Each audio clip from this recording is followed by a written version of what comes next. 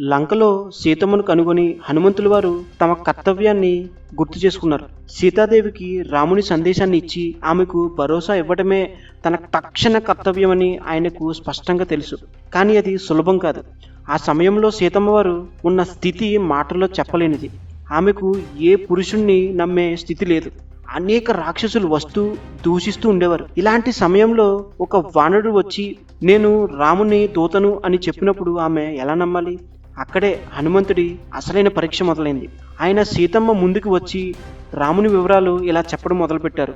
అయోధ్యలో జన్మించిన రాఘవుడని, గాంధర్వుల రూపమని, సత్యవాది అని, శత్రువులను నాశనం చేసే వీరుడని, ఆయనే తన శ్రీరాముడని, అక్కడ రాముడు సురక్షితంగా ఉన్నా తను ఎప్పుడూ సీతమ్మ వారి గురించి ఆలోచిస్తున్నారని, ఇంకా హనుమంతుల వారు రాముణ్ణి ఎలా కలిశారో చెప్పడం మొదలుపెట్టారు. ఇవన్నీ రామునికి దగ్గరగా ఉన్న వాళ్ళకే తెలుసని సీతమ్మ వారికి కొంచెం నమ్మకం కలిగినా ఎక్కడో కొంచెం సంకోచిస్తూనే ఉన్నారు.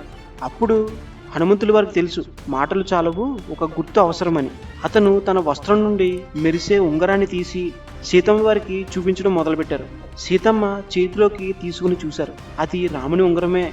అతని ప్రేమ ఆప్యాయతలు ఆ ఉంగరంలో స్పష్టంగా తెలుస్తున్నాయి సీతమ్మ వారికి. ఆ ఉంగరాన్ని చూసిన క్షణం ఆమె కన్నీళ్లే మాటలయ్యాయి. ఇది నా రామునిదే అని సీతమ్మ వారు ఆ ఉంగరాన్ని చూస్తూ బాధపడడం మొదలుపెట్టారు. ఈ సంఘటన ద్వారా సీతాదేవి హనుమంతుణ్ణి నమ్మారు మరియు రాముని సందేశాన్ని స్వీకరించారు. Subscribe for more videos.